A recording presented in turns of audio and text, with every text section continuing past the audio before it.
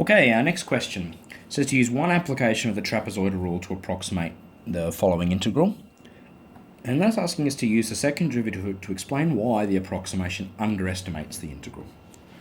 So let's do the trapezoidal rule part first.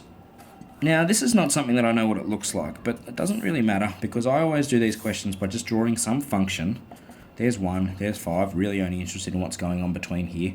I'm just going to draw some function that sort of just gives me an idea of what I'm doing here, because it just wants me to show you where the function values are. We're only using one application, so that just simply means one trapezia, something like this. Now, again, I just want to stress that what I've drawn here, this function, is not at all what that thing looks like. All right, but again, this is a tool for me to think about the question. It's not really for anybody else. So, using one application of the trapezoidal rule, this is the first, this is the last. You'll notice that if we're going to use this form of the trapezoidal rule, there are no rests. All right, so this sort of part of the formula isn't necessary in this case. All right, so over to this. Of course, we have, in this case, h equals 4 as our width of the trapezium, and we need to find our function value. So that's simply evaluating this function at the point when x equals 1 and the point when x equals 5. So if I plug all this in here, when x is 1, we get 200 minus 1. So this is 199. And when it's 5, and this is a more complicated one, we've got 200 lots of 5 minus 5 to the power of 4. And we get 375. Oh, so in a way, my function's kind of good because at least that guy is shorter than that guy, which is what we want. So we have all the information that we need now. So approximately equal to h on 2, h being 4. First and last, 199 plus 375. Like that. Type her in. We get 4 over 2, 199 plus 375 equals 1,148. So approximately 1,148.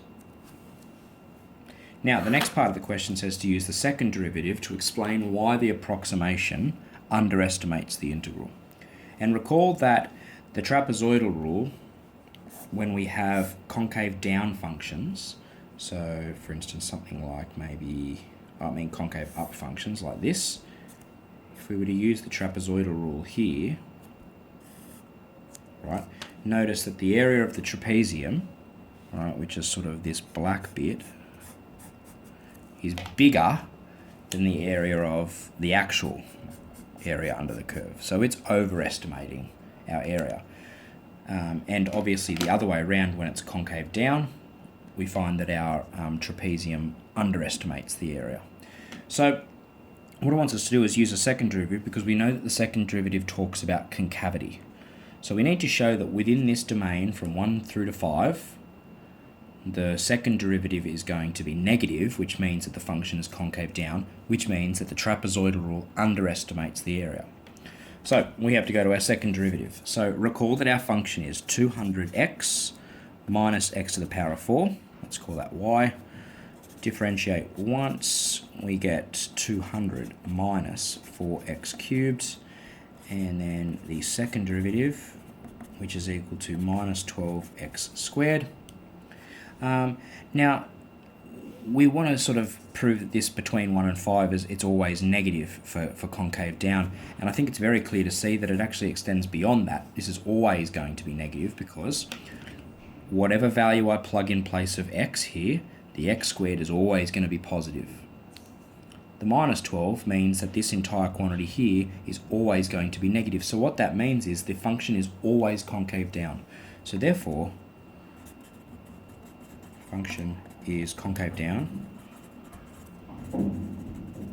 Therefore, the trapezoidal rule underestimates the area. All right, and that's sufficient to finish that question.